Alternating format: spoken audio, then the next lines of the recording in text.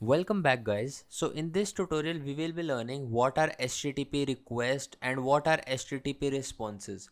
So before diving into the exploitation of web applications, we need to have a little bit idea that what an HTTP request looks like and what is its response. So for that let's start by status codes.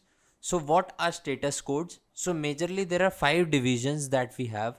The first one is 1XX, which means that it can be anything. You can replace XX, like it can be 100, 101, 102, and so on. That means informational. So if we do 2XX, that means it can be a 200, 201. It means that the request that you sent was successful. If we send a 3XX, it means that it is a redirection request. So sometimes it happens like you click on a button and you are redirected to another website. So that's when a 3XX, or particularly 303, 300, 301, these kinds of requests were present. Next comes 4XX. It means that request contains an error of some kind. So for example, many times you have seen the 404 error. It is very famous error that when something is not found, it shows 404. Let's jump to the next. The next one is 5XX. It means that this error is generated at the server side.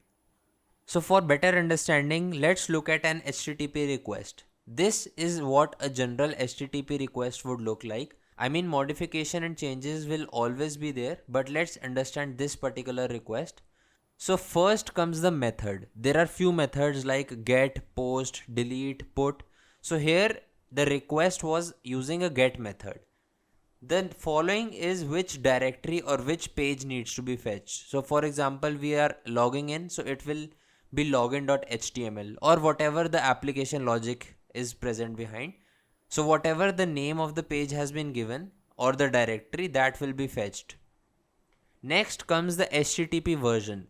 So generally these days you will see 1.1 version of HTTP and it is written like this: HTTP/1.1.